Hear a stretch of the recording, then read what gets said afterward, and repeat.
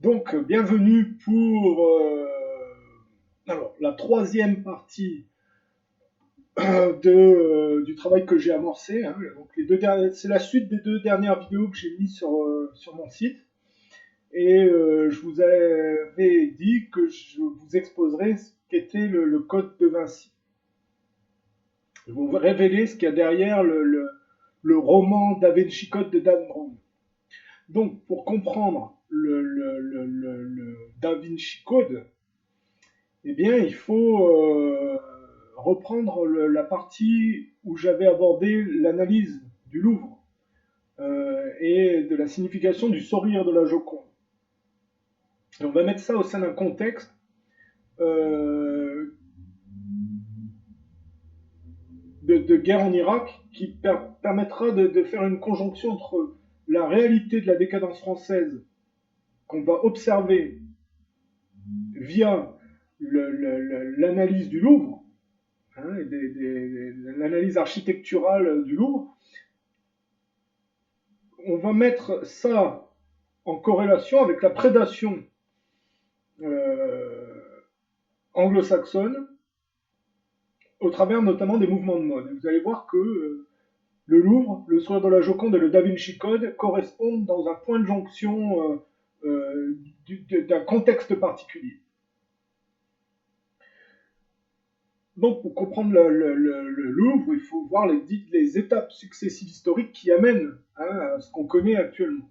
Donc, tout en bas, au départ, on a un fleuve avec des remparts que les anciens Français avaient construits pour lutter contre les invasions barbares. Hein. Il y avait déjà cette superficialité destructrice des peuples nordiques anglo-saxons que les Français, cousins des Nordiques mais aussi mélangés avec des Latins, combattaient.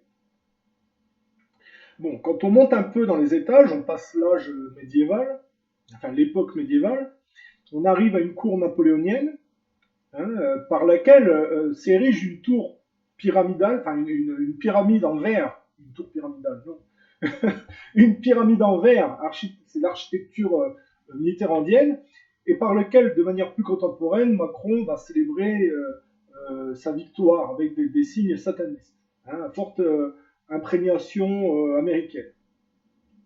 Qu'on voit que finalement, hein, la contamination nordique, la superficialité anglo-saxonne a finalement passé les anciens remparts au cours de la décadence française et du processus historique régressif. Donc on va expliquer comment on en est arrivé là.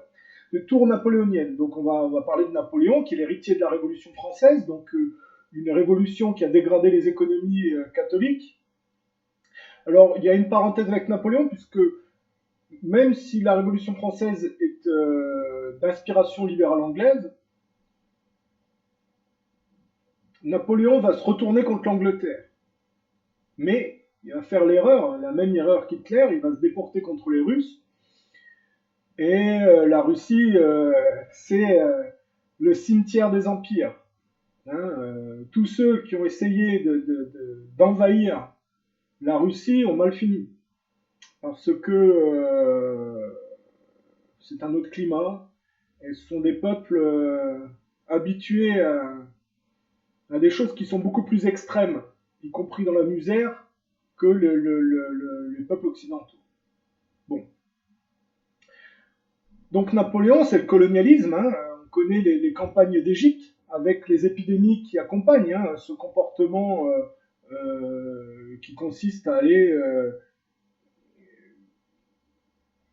c'est un peu comme les Espagnols, l'Espagne catholique qui va en Amérique du Sud pour l'or, hein, même s'il n'y a pas que ça, qu'aujourd'hui on tente à surtout pointer ça pour minimiser le côté catholique. Mais à chaque coup qu'il y a une déportation dans des cultures avec la volonté de capter des ressources naturelles, il y a des épidémies qui accompagnent ça, où les autochtones sont contaminés, hein, on voit le cas des Indiens d'Amérique du Nord, mais avec l'Espagne catholique, les conquistadors, c'est la même chose. Hein. Ça vient souvent par le rat. La symbolique aussi d'un comportement non dit très porté sur l'argent, très porté sur l'avarice et le comportement qui va avec, hein, la prédation.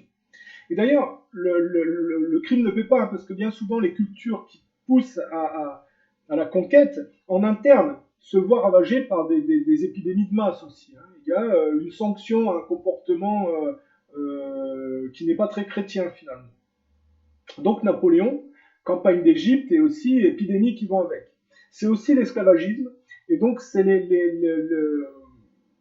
les prémices, hein, du néocolonialisme prolongé actuel, hein, qui n'est pas du tout découplé de l'esclavagisme, c'est juste un esclavagisme moderne. On peut dire que les délocalisations dans les pays à indice de développement plus faible et à bas coût où les salaires sont plus faibles, c'est un esclavagisme moderne, hein. Quand on va fabriquer des vêtements dans des usines en Chine où on fait travailler les enfants, ça n'est que la déportation de problèmes qui n'ont pas été réglés, mais qui ont été déviés.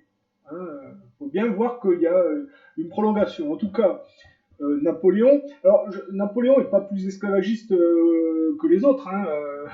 C'est juste que, historiquement, les Anglais ont aboli l'esclavagisme avant parce qu'ils étaient servis. Je pense que c'est plus du pragmatisme économique. On voit mal, hein, parce qu'on a étudié Drake et son cousin, là, les pirates qui massacraient des Irlandais catholiques et qui faisaient du commerce, qui ont été anoblis par la reine d'Angleterre et qui alimentaient les colonies anglaises d'Amérique en esclaves. Bon, une fois que les Anglais étaient servis, on voit mal les Africains retourner à la nage chez eux. Par contre, effectivement, ils vont abolir l'esclavage et puis ils vont essayer de se faire passer pour des gens en avance sur leur temps. En fait, c'est surtout pour bloquer la concurrence. Voilà, donc Napoléon n'est pas plus esclavagiste que les Anglais. On est bien d'accord. Mais en tout cas, Napoléon va ravager effectivement les économies européennes et malheureusement, comme il perd, il a travaillé malgré lui à établir une plus grande facilité de remplacement des anciennes économies européennes par la superficialité industrialiste à l'anglo-saxonne. Donc le processus historique, hein, la France s'inclut dans le colonialisme à l'anglaise, le colonialisme étant l'idéologie derrière laquelle se cache l'Occident pour justifier d'aller capter les ressources naturelles ailleurs pour alimenter ce culte de la façade, qui est vraiment la superficialité de l'objet de compensation sans aucune contrepartie émancipative spirituelle, eh bien, la dette accumulée se règle par une guerre de masse où le processus inversé collectif était payé le moins pire. Donc, traité de Versailles, les Allemands payent la facture, on les humilie, les nazis, la Seconde Guerre mondiale, et on voit bien que la transition entre l'Angleterre et les États-Unis fait que même cause, même conséquence, crise de 29, on empêche les Grecs de s'en sortir en 36, on accélère, on précipite la Seconde Guerre mondiale, et en fait, on passe de l'Angleterre libérale à l'Amérique qui prend la suite, et puis l'Europe a été le dindon de la farce. Bon, De Gaulle, hein, Pétain qui induit De Gaulle, qui induit mai 68, et c'est ça qui nous intéresse, parce que effectivement, Mitterrand, avec son ambiguïté quand même, c'est la gauche avec l'apologie de l'immigration. Hein, on est dans le post-mai 68, donc on a effectivement une architecture pyramidale qui renvoie donc à la symbolique animale du paganisme que l'Égypte induit, donc contient l'immigrationnisme, hein, l'antiracisme, et tout le paradoxe de l'architecture mitterrandienne, qui s'érige tel un alien de cette cour napoléonienne, donc qui n'en est que le bout dérivé, si vous voulez, hein, la continuation, eh bien, c'est que l'architecture en vert est le symbole paradoxal du progrès qui voit une régression paganique sur le mode darwiniste, hein, il y a une conjonction de choses, donc lié au colonialisme, hein, puisque l'immigrationnisme est lié au colonialisme. Tout est lié, hein, on voit bien que les choses sont imbriquées. Et ce paradoxe fait qu'on a aujourd'hui des conjonctions de cultures très différentes. On a, et je viendrai après effectivement à la période Macron, qui est le bout dévirilisé de mai 68, par les nouvelles générations au service de ces anciennes générations de mai 68 qui travaillent pour les élites. Hein, donc le franglais, hein, on voit bien la progression de la contamination de la superficialité anglo-saxonne que les anciens Français, dont on voit les fondations en bas du Louvre, combattaient, hein, et arrivaient à combattre et à surpasser, contrairement aux Français actuels. Hein. Donc, je dis, on a en Chine, par exemple, ou l'Inde, des populations extrêmement importantes, hein, c'est les plus grosses populations du monde, mais qui sont en retard au point de vue de l'indice de développement humain. On a des gestionnaires de mines, hein, une femme là qui a fait s'effondrer une mine avec des gens à l'intérieur pour des raisons de rentabilité. Et ça, c'est de manière contemporaine, mais c'est des choses qui existaient en France. Hein. Il y a fin 19e, début 20e, on a par exemple pour les mines du Nord la catastrophe de Courrières, qui a apporté des droits aux ouvriers d'ailleurs, parce que sinon le patronat allait passer un sale moment, parce que le comportement du patronat envers les ouvriers a induit des révoltes. Hein. Donc le patronat a un peu calmé le jeu. Mais on voit bien que ce qui se passe en Chine actuelle, quand ils fabriquent des barrages, il y a des faux de cadavres qui sont charriés, on voit mal ce genre de choses se passer de nos jours, mais on a des civilisations, des cultures en retard au point de vue de l'indice de développement humain, mais qui sont balancées dans le culte effréné de la technologie. L'Inde, c'est pareil, il y a les vaches sacrées, il y en a qui vouent encore un culte à des rats dans les temples. Le paganisme à la symbolique animale que les Romains, les Grecs, le christianisme naissant a combattu, est en train de revenir par connivence, parce que de la même manière que le pédophile court-circuite le développement de l'enfant en le souillant de sa propre insanité de blocage, on a des civilisations, des populations qui ont un indice de développement retardé par rapport à l'Occident et qui sont court-circuitées parce que balancés dans le néolibéralisme, le culte de la science, alors qu'ils n'ont pas la sagesse qui va avec. Ce qui fait que par déportation, on laisse produire des génériques en Inde avec des gens qui font n'importe quoi, ce qui induit de graves cas, des morts. Hein. Donc il y a une connivence sur la décadence, où on a des lesbiennes, des homosexuels qui bientôt iront chercher des gamins dans des couveuses artificielles indiennes. On a une conjonction, si vous voulez, d'une fuite en avant du progrès qui est extrêmement poussée au niveau de l'Occident, mais qui n'a pas la spiritualité ni la sagesse qui va avec, qui est un peu plus expérimentée que les cultures émergentes qui sont balancées là-dedans avec un indice de développement très retardé. Et ça, c'est vraiment le problème du monde contemporain. On parlera de l'écologie et de ce genre de choses après. Mais on voit bien que l'architecture pyramidale du Louvre, qui est vraiment l'époque mitterrandienne, avec l'apologie de l'immigration et la continuation, si vous voulez, du colonialisme d'antan par le néocolonialisme, sous couvert d'antiracisme, dont j'ai déjà expliqué l'imposture, on a vraiment tout qui est symbolisé dans cette architecture. Et ça n'est pas par hasard que Macron va célébrer sa victoire très ambiguë, très discutable, par des symboles satanistes dans la prolongation de cette superficialisation à l'anglo-saxonne, qui renvoie au paganisme animal de la symbolique aussi darwinienne, qui s'accommode avec le paganisme effectivement de l'Égypte. Hein. On est dans le syndrome Laurence d'Arabie aussi, avec les anglo-saxons qui vont foutre le bordel dans les cultures arabes. Enfin bon, hein, tout se rejoint hein, dans cette insanité. Donc le Louvre, voilà à peu près les bases du Louvre. Alors au milieu du Louvre, on a la Joconde de Vinci avec un sourire énigmatique. Ce sourire énigmatique, j'ai dit qu'il n'était pas énigmatique, c'était probablement, outre la spéculation sur l'homosexualité de Vinci, le sourire accommodant de certaines femmes avec l'homosexualité, parce que c'est leur rapport au monde pour certaines, et donc l'induction de la décadence annoncée sur la façade de la société qui cache en réalité un non-dit, hein, avec une sous-jacence. Donc le sourire de la Joconde peut être la captation de cette œuvre d'art au sein d'un contexte décadent induisait probablement le macronisme, les lobbies gays, féministes et pédophiles. Mais une fois qu'on a dit ça, bon, on a posé la Joconde, la réalité.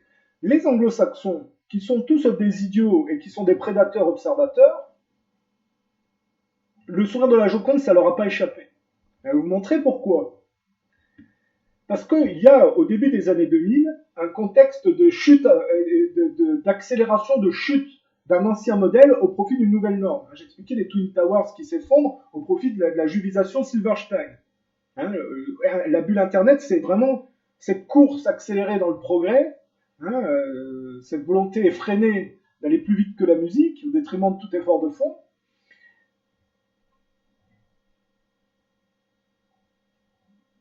Et du côté français, ce qui s'effondre, c'est l'ère gaulienne résiduelle que Chirac incarnait bon an mal an, si vous voulez. Donc il y a le Concorde qui se crache, hein, suite à un débruit probablement d'avions américains. Mais le Concorde, c'est pas que le fleuron technologique de l'ère gaullienne, c'est aussi le symbole de la diplomatie internationale qui va voler en éclats suite à cette guerre en Irak. Problème, la France a un résiduel catholique. Elle n'est pas aussi prostitutionnalisée que les judéo-protestants le sont dans leur fuite en avant, puisqu'il a l'objet de compensation en contrepartie de ne pas faire d'effort de s'émanciper intergénérationnellement. Donc il y a une prostitutionnalisation et un narcissisme possessif qui n'hésite pas, sur les cultures ambiguës, à utiliser le diviser pour mieux régner pour accélérer cette captation contaminée, hein, et convertir à la même insanité du culte de la fuite en avant de la dette. Donc il y a ce mensonge de la guerre en Irak. On sait que Saddam Hussein n'a rien à voir avec ça, hein, qui combattait le terrorisme, enfin un certain terrorisme, mais par inversion accusatoire, on a une coalition qui suit George Bush. La France, qui n'est pas aussi prostitutionnalisée, même si c'est relatif, par Jacques Chirac est contre. Ça pose problème pour la prédation anglo-saxonne. Ils ont besoin, parce qu'en plus il y a un égo mal placé, une identification un peu d'une hypocrisie française peut-être. Hein. Faut voir, hein, Chirac a vite retourné sa veste et Sarkozy est arrivé très vite, donc on va dire que les Français sont pas des saints. De la même manière qu'on peut dire oui, avant on a remplacé des anciennes donnes, c'est injuste, mais il faut dire que les anciennes donnes qui ont été remplacées sont souvent des anciennes donnes qui ont elles-mêmes remplacé. Hein. Il y a ce processus-là, il ne faut pas non plus l'éluder. Et donc, qu'est-ce qui se passe? Il y a besoin de convaincre et de travestir la psyché des Français pour la faire se joindre à la coalition anti-Irak. Donc, quelle est l'astuce de la prédation anglo-saxonne pour pervertir la pensée des Français au mensonge de la guerre en Irak et qui va avec la voyoucratie israélienne qui suit ça? Eh bien, c'est Dan Brown qui va produire le Da Vinci Code au moment où les Français sont en train de bloquer, si vous voulez, le mensonge de George Bush. Donc, ils vont, par Dan Brown, on connaît aussi la culture universitaire anglo-saxonne qui donne par déportation et sous-jacence le comportement malsain des schools and balls, hein, ce comportement morbide à tendance pédérastique, hein, où on a des gens qui se sodomisent dans des cercueils pour déterminer quel va être le politicien choisi pour initier la politique au service des élites. Hein. Donc on voit il y a une culture chez les anglo-saxons de contamination et d'immersion, hein, de pervertir. Donc Dan Brown va en fait, par le Da Vinci Code, totalement travestir l'histoire du Christ et inverser la réalité de la portée émancipatrice du Christ. Parce que dans le Da Vinci Code, on fait coucher le Christ avec Marie-Madeleine, qui est une prostituée au départ. Et on prétend que c'est elle qui l'a initié. On prétend même que le hieros gamos, qui en réalité cache la pornographie, en réalité, hein, est le vecteur qui permet de trouver la vérité. Hein, le gentil priori-dotion, hein, la fuite en avant vers Israël, on parle si c'est gentil, et la méchante église catholique qui lui court après pour éviter que la vérité soit révélée. Tout est inversé, parce que quand on connaît la véritable histoire du Christ, on sait que le Christ n'a pas couché avec Marie-Madeleine, mais a sorti Marie-Madeleine de la prostitution, c'est-à-dire l'aspect le plus vil de la femme dans un contexte de misère. On peut même aller plus loin. Marie-Madeleine est une déclinaison de la mère de Jésus, puisque Marie-Madeleine, hein, c'est-à-dire les nouvelles générations qui sont le produit dérivé de Marie. Ça veut dire que faire coucher le Christ avec Marie-Madeleine, c'est cantonner le Christ à la pornographie de l'inceste, donc à une régression pornographique bloquée dans l'inceste. Donc c'est anti-émancipateur, c'est prostitutionnel, et c'est la contamination par les mouvements de mode. Hein. Rappelez-vous que dans le temps, ils passaient par les fleuves, hein, avec leurs dracars pour piller, violer, ravager, piquer l'or et se barrer. Et bien progressivement, les fleuves se sont transformés en courants de pensée, en effets de mode, et par la littérature et le cinéma, les anglo-saxons continuent leur travail d'invasion barbare et de contamination. C'est l'explication du macronisme, hein, aussi, et de sa célébration avec des sigles satanistes en provenance très liés avec les Américains. c'est aussi l'explication de la captation des fonds de retraite par un groupe BlackRock. Hein. On sait que les privatisations et la juridisation par les privatisations, tout concourt à une accentuation des voyoucraties qui sont établies post-seconde guerre mondiale et dont la Shoah est le ciment, hein, pour qu'il n'ait pas à se remettre en cause et ne pas assumer leur véritable comportement pendant la Seconde Guerre mondiale, et donc justifier cette fuite en avant sans retour possible. Donc on a cantonné le Christ à une pornographie de l'inceste dans le roman, pour pervertir la psyché des Français et inverser les valeurs. Et donc, ça prouve bien que la guerre en Irak est une guerre prostitutionnelle, très pornographique en réalité dans le rapport superficiel que ça induit, et que le Da Vinci Code, le code de Vinci, est un code sataniste anti-religieux de perversion. Et tout ça s'accorde avec le fait que certains juifs qui tiennent, et ils l'ont affiché en public, donc c'est pas quelque chose de mystérieux, qui tiennent les pôles de la pornographie, qui est vraiment un pôle développé par Internet, hein, tout est lié, travaillent effectivement à faire la promotion de l'inceste, coucher avec sa belle-mère, avec sa mère, avec ses cousines, hein, avec des personnes âgées, avec son père, pour l'autre côté. Hein. Toutes les perversions accompagnées par les sites pornographiques, y compris l'apologie de la pédophilie, avec une astuce assez malsaine, c'est d'utiliser des femmes majeures, mais dont le physique induit une non-maturité physique qui peut leur permettre de faire la promotion de la pédophilie sans être poursuivis en justice. Et là, on est dans quelque chose qui a trait au contrat humain dans l'absolu, c'est-à-dire la tentative d'émancipation intergénérationnelle qui induit effectivement de dépasser très vite le complexe d'Oedipe et de trouver un modèle féminin qui ne soit pas complètement accolé au modèle de la mère ou au modèle du père, mais une évolution améliorative, si vous voulez, parce qu'on peut toujours coucher avec quelqu'un qui est une version de son père et de sa mère, mais on est donc dans une anti-évolution intergénérationnelle, on est dans la contre-émancipation. Vous voyez comme tout est lié, et pourquoi les juifs sont très liés à cette mafia pornographique, parce que les circoncisions induisent une soumission accrue intergénérationnelle et des sexualités déviantes qui vont avec ça. Donc, un apport dans la collectivité qui est très malsain en réalité. C'est un peu Freud qui initie les vices juifs en prétendant soigner les goïs par son courant psychanalytique. On voit le produit dérivé de tout ça, si vous voulez.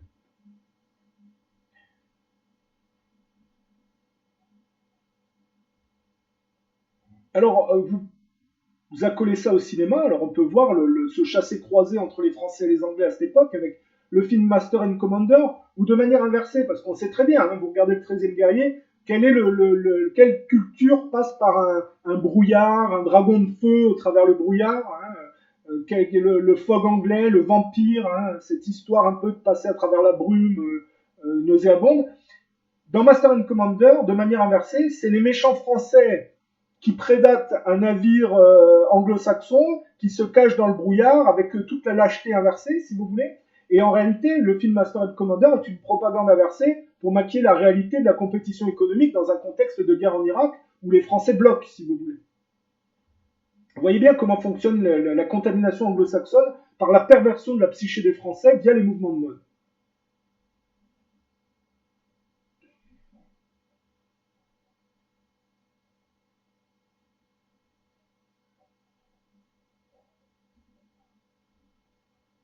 On parlait du dragon de feu. On va aller aux Chinois du coup, hein, parce que c'est intéressant, il y a connivence de culture, on va dire. Aujourd'hui, le petit jeu de l'Occident consiste à observer la possibilité de fracturation de la culture chinoise sur le modèle de Tiananmen, et donc observe avec intérêt, si vous voulez, les erreurs du traditionnalisme et du nationalisme chinois, et la possibilité de motiver une contrepartie qui correspondrait plus au mode occidental. Et donc, par l'intermédiaire du fait que les Chinois sont très vite passés du communisme au néolibéralisme américain, à l'américaine, il y a une volonté de se prolonger. Parce qu'on peut se dire, il n'y aura pas de guerre mondiale au travers de l'Iran. Il n'y en a pas eu avec l'Irak, il n'y a pas de raison qu'il y en ait une avec l'Iran. Si on réfléchit bien, la bourgeoisie iranienne est en train de faire les erreurs des autres cultures, c'est-à-dire s'ouvrir au mode américain. Donc il y a une possibilité de printemps coloré, enfin de révolution colorée pour la contamination anglo-saxonne.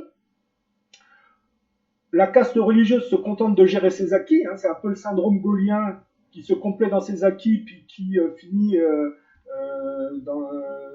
se faire doubler, hein, par mai 68, pensé par les Américains avec les juifs sionistes, hein, en connivence, sur les ambiguïtés de ce mouvement qui était du côté de Londres, hein, contre le traditionnalisme et le nationalisme français. Et donc on peut dire que, parce qu'en plus vous mettez en parallèle de ça que les juifs, qui sont des observateurs aussi prédateurs, mettent des comiques qui commencent à initier un conflit avec la Chine, hein, Bull Bill ou Team Seat, hein, le Team Seat avec son sketch sur les racistes, ça finit par tous unis pour aller taper sur ces salauds de Chinois. Donc on voit bien que la communauté juive, qui est tout sauf pas observatrice, sait très bien anticiper la complaisance dans la superficialité consumériste et technologique des Goy, qui les tendra à aller se prolonger via une volonté de fracturation de la Chine, si vous voulez, hein, plutôt que de se reprendre.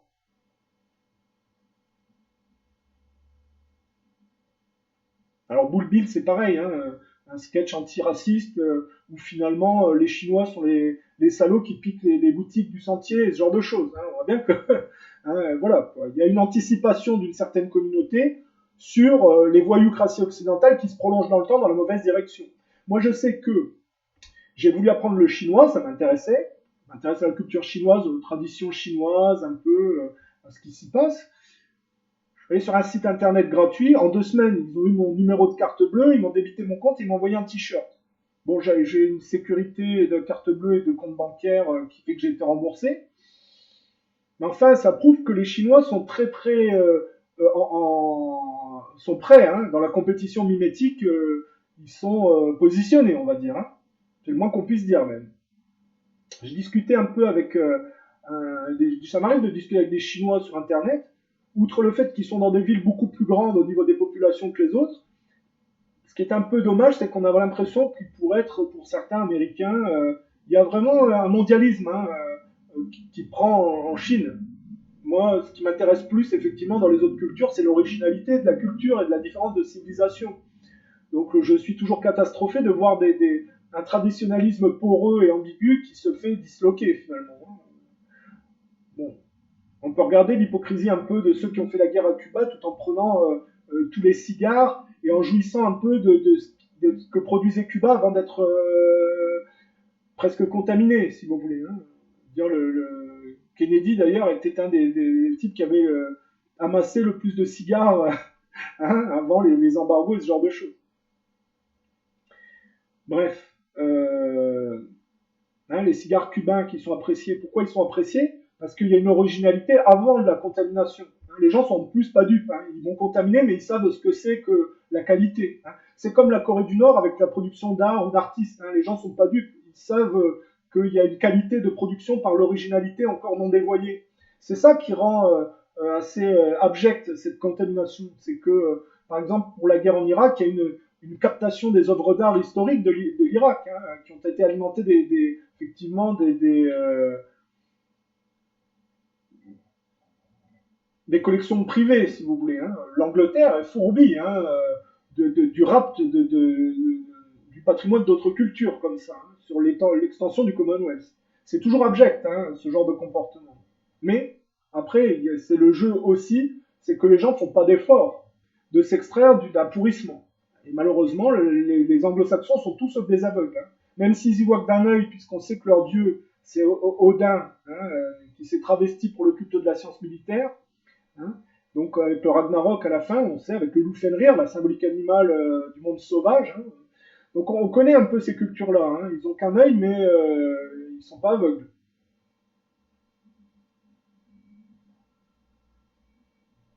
Alors je dis après, on peut terminer sur le mouvement écologique. L'écologie veut aller trop vite et ne s'est pas découplée de cette prolongation néocoloniale. Donc ça consiste encore trop souvent à mettre les gens au chômage et à piquer le gâteau, hein, sous prétexte que effectivement les énergies fossiles polluent. C'est une certitude, hein, il n'y a pas de problème. Je ne pense pas que le changement climatique est dû à l'industrialisation massive du monde. Je pense que le changement climatique se joue à une plus haute échelle. Il y a un grave problème de pollution sur l'industrialisation, et notamment à cause des énergies fossiles. Il y a des mares de plastique entre les États-Unis et le Japon, hein, des mares, des continents de plastique. Hein, avec la symbolique du Japon qui est vraiment l'hystérie de plonger dans le travail au service de l'American Way of Life après la soumission de la Seconde Guerre mondiale. Et ça, c'est toujours puni par des sanctions naturelles. Hein. C'est-à-dire l'homme se punit lui-même en construisant à l'endroit de son futur châtiment. Hein. Construire une centrale nucléaire à Fukushima dans un endroit qui est connu pour les tsunamis, c'est tendre les bâtons pour se faire battre. Hein. Avec le tsunami, quand vous regardez, et oui, effectivement, on voit toutes les bagnoles enlevées. Alors c'est le symbole du consumérisme également. Hein. Donc il y a effectivement un problème de pollution, de surconsommation. Et bon, j'ai travaillé un peu dans l'interview avec Harley Schenker à amorcer un peu l'origine du WWF pour démasquer l'imposture du fait que c'est les mêmes qui finançaient les anciennes industries qui aujourd'hui prétendent polluantes, qui sont derrière l'écologie, ce qui est très paradoxal. De même, les privatisations des services secrets qui ont vu des filières d'assassins, hein, on a bien décrypté dans le WWF mis en place par Philippe Moulbalen avec le malthusianisme, la volonté de contaminer par les virus pour gérer de manière inhumaine un problème de surpopulation, hein, parce qu'ils ne savent pas gérer autrement, puisqu'ils sont superficiels. Tout ça est lié à l'écologie aussi, hein, il ne faut pas être dupe. L'écologie n'est qu'une sophistication et un moyen de se prolonger sans faire d'efforts de réforme réelle. C'est ça le problème. Parce que c'est lié aux technologies, donc on veut la 5G, on veut aller plus vite, donc c'est lié aux terroristes décapitateurs qu'on finance pour continuer la gérance, tout en prétendant être victime du terrorisme. Hein, le cas d'Eva Joly en Libye prouve que l'écologie n'est pas découplée de cette mentalité-là. On connaît le New Age, enfin ce courant transhumaniste New Age initié par Cameron avec Avatar, qui n'est que le produit dérivé de l'insanité d'Alistair Cromley. C'est-à-dire la déviation, en réalité, du spiritisme du fin du 19e siècle qui était tenu de manière crédible par Elena Blavatsky et qui a été complètement travestie dans son égarement. Moi, je considère qu'elle s'est égarée dans les pays anglo-saxons. Hein. Elle était russe, elle n'avait rien à faire en Angleterre ou aux États-Unis. Enfin bon, après, ça, c'est un point de vue de quelqu'un qui pense que les gens qui ont la bougeotte, malgré qu'ils soient extrêmement élevés, parce que Blavatsky, c'est quelque chose, hein, c'est pas n'importe quoi. Blavatsky, c'est véritablement médium, avec des pouvoirs occultes de haut niveau, qui sont attestés, il n'y a pas de doute là-dessus.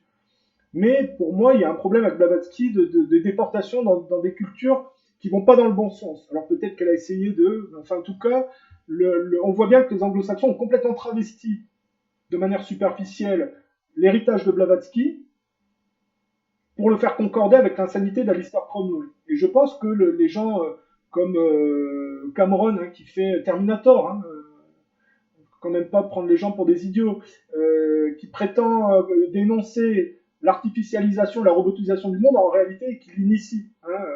On voit bien qu'il y a une volonté de changer des erreurs du passé sans avoir fait l'effort nécessaire pour complètement faire une scission, ce qui fait que ça donne une sous-version dévirilisée, comme la franc-maçon est une sous-version de la catholicité, qui ne s'est pas réformée et qui continue par des guerres néocoloniales, ce que les chrétiens faisaient avant avec les croisades. C'est ça le problème de l'écologie. Donc pour moi, il y a un problème qui va être clair, il va y avoir des surpopulations, avec la contradiction de se balancer dans le culte de la science et la course aux ressources naturelles qui vont être de plus en plus restreintes alors que les populations vont grandir. Et il y a un problème effectivement de grave pollution. Mais je ne pense pas que les écolos proposent des solutions viables. Et c'est trop vite, et ça propose des solutions qui sont trop patines dans la semoule ou qui sont trop stériles. Hein. Aujourd'hui, les grosses compagnies, qui sont les mêmes qui financent effectivement l'écologie, ont capté tous les brevets pertinents. Et ils ne les ont pas relâchés sous prétexte qu'aujourd'hui, ils investissent dans l'écologie. Ça fait des années qu'on pourrait être à la voiture électrique. On peut même aller plus loin. Tout s'est joué à la fin du 19e siècle, quand il y avait les voitures à vapeur, les voitures électriques qui étaient plus nombreuses que les voitures à essence. Et pourtant, c'est les familles qui se sont balancées dans le moteur à explosion et l'essence qui l'ont emporté. Donc il y a eu toute une déviation néocoloniale parce qu'il fallait justifier pour piquer le pétrole d'aller dans d'autres pays, qui ont dévié les cultures occidentales ailleurs. Donc effectivement, ça fait très très longtemps qu'on pourrait rouler à autre chose qu'aux véhicules hybrides et à ces inepties, si vous voulez, qui ne sont que de la mascarade pour ne pas faire de véritables changements qui pourraient être opérés. Hein. Ça fait très très longtemps qu'on pourrait être dans des énergies propres. Il n'y a aucun doute là-dessus, mais les mêmes compagnies qui sont derrière l'écologie, derrière l'imposture de l'hybride, c'est les mêmes hein, qui financent d'un bord ou de l'autre. Et effectivement, les virus, c'est pas la solution. Hein. On peut pas. Parce que les gens en plus qui deviennent inhumains dans leur gestion de l'humain ne sont plus crédibles après à gérer de manière morale le reste. C'est-à-dire les gens qui perdent leur âme, quel est l'intérêt pour eux de se prétendre des leaders après? C'est un peu le problème des gens qui ne savent pas pardonner. L'incapacité de pardonner est véritablement le marqueur d'une illégitimité de leadership. Parce que quand on réfléchit à la Seconde Guerre mondiale, les véritables victimes, c'est les traditionalistes et les gens qui gardaient le patrimoine ancré sur le sol. C'est eux qui ont pâti de tout ça. Ou les pacifistes, qu'on a complètement écartés. Hein. Le fascisme et le nazisme sont des voyoucraties en amont. Tout le monde leur a fait les poches et a piqué leurs inventions militaires, ce qui donne du néonazisme juivisé, ce qui rend totalement... qui discrédite totalement l'antifascisme et l'antinazi, parce que quand on est honnête, et qu'on peut bien critiquer le nazisme et le fascisme, mais dans ce cas, on ne pique pas leurs armes pour produire une sous-version de ce qu'on critiquait chez eux, si vous voulez. Donc en réalité, l'incapacité de pardonner de certains n'est juste le marqueur que d'une volonté de déviriliser et d'en finir avec quelque chose qui refuse la superficialité et la soumission. Parce qu'on peut être dans des gens qui ont subi des injustices et qui sont en dessous, si vous voulez, et qu'on n'a jamais résolu ces injustices. Mais une fois que cette injustice est réparée, il y a donc du pardon, et on en termine. Aujourd'hui, on voit bien que l'incapacité de pardonner d'une certaine partie de la voyoucratie juive n'est juste que la faculté d'exploiter l'hypocrisie des gens dans cette voyoucratie pro-shoatique, a toujours inversé la réalité historique pour ne pas avoir à se remettre en cause sur la portée de leurs actes. On peut dire également que comme les communistes et les GI ont violé les Allemands d'Hamas pour dissoudre effectivement la culture allemande, aujourd'hui d'ailleurs ils le payent par le prix d'un multiculturalisme qui dissout pour le blond aux yeux bleus américain d'un côté en interne de la prolongation de cette lutte entre l'Amérique issue de l'Angleterre esclavagiste qui donne les sudistes et puis les autres, et pour la Russie il y a le multiculturalisme qui effectivement noie la culture russe progressivement. C'est une réalité si vous voulez. Et on peut aussi parler de la plus grande tragédie maritime, qui était le Wilhelm, je sais plus quoi, hein, en 1945, alors que la guerre était, on ne pouvait plus inverser du côté nazi. On a eu des civils qui sont amassés sur un paquebot, 9 000 à 10 000 personnes, pour un paquebot d'une contenance de 1000, et qui a été coulé par un sous-marin ou un croiseur russe, qui, en toute connaissance de cause, hein, un type qui, selon le gradé communiste et qui a fait ce massacre de civils, d'enfants et de femmes, hein, l'a fait en toute connaissance de cause et il faudrait vérifier les sources, était probablement alcoolisé et en mal de reconnaissance au niveau de sa hiérarchie. Si vous voulez. Donc on voit bien que dans un contexte de voyoucratie et de vengeance, hein, de la Seconde Guerre mondiale, il y a vraiment un déchaînement immoral. Hein. Et ça, c'est la plus grande tragédie maritime de l'histoire et on n'en parle jamais. On va parler du Titanic, parce que ça cristallise effectivement cette période hein, de passation de pouvoir entre l'Angleterre et les États-Unis, hein, puisque le Titanic, c'était la liaison entre les deux. Remarquez la symbolique Titanic, hein, le titan de géant de métal, avec la symbole qui renvoie à la mythologie grecque, les titans, qui étaient des choses paganiques mal coordonnées que les dieux qui sont arrivés au sommet de l'Olympe ont maîtrisé, canalisé et surpassé pour établir quelque chose de raisonné. Donc on voit bien, hein, là, avec le Titanic, on a le symbole de ce culte effréné de la science lié à l'incapacité de se maîtriser correctement. Et on va retenir ça comme la plus grande tragédie maritime, ou c'est ça qui va parler aux gens quand on va parler de tragédie maritime, et on va totalement éluder cette histoire du paquebot civil allemand, qui était probablement en mer du Nord, qui a été coulé en mer du Nord et torpillé en mer du Nord, alors qu'il n'y avait aucune raison, si vous voulez, à part la vengeance et puis la bêtise, quoi.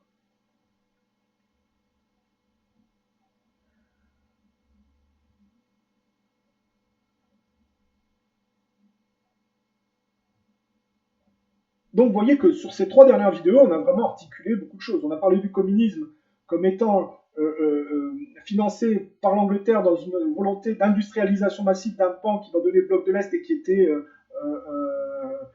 plutôt pas encore complètement contaminé. On a vu que on a bien sacrifié des pans entiers de population sur ces réformes accélérées, que ça tendait à faire se joindre le bloc de l'Est et le bloc de l'Ouest dans une compétition du culte de la science, et qu'on voit effectivement, par l'intermédiaire de ce qui se joue aujourd'hui, cette conjonction s'affronter dans une compétition mimétique. Et effectivement, si on raisonne dans le relatif, on peut être plus pro-Poutine que pro-anglo-saxon, parce que les Russes n'en sont pas à financer des terroristes. Et après, si on travaille dans le relativisme du monde anglo-saxon lui-même, on peut dire tant mieux si Trump n'a pas été destitué, parce que c'était des accusations inversées d'une insanité démocrate qui vraiment voulait maquiller toute l'insanité de la corruption qui s'est étendue sous l'ère Obama. Et aujourd'hui, on peut faire un parallèle, puisque le macronisme, c'est l'ère Obama française. Les gens les plus violents, vulgaires, mesquins, qu'on peut voir en politique actuellement, c'est les gens issus de l'immigration qui travaillent dans le mouvement politique de Macron et qui ont des postes à responsabilité. Eux, vraiment, je le dis clairement, sont des parasites de la scène politique française. Voilà. Mais c'est un bout de tableau d'une réalité sociale. Ces gens sont mal éduqués, brutaux, violents, et ils trahissent le patrimoine français, les droits des travailleurs français au profit de compagnies étrangères. Et eux font fructifier leur patrimoine privé. Mais ça n'est que le bout dévirilisé du comportement accumulé par les différentes couches françaises au cours du processus historique. Donc, si on critique ces gens-là de manière, je veux dire, sans ambiguïté, il faut aussi avoir l'honnêteté de critiquer ce qui avant a induit tout ça.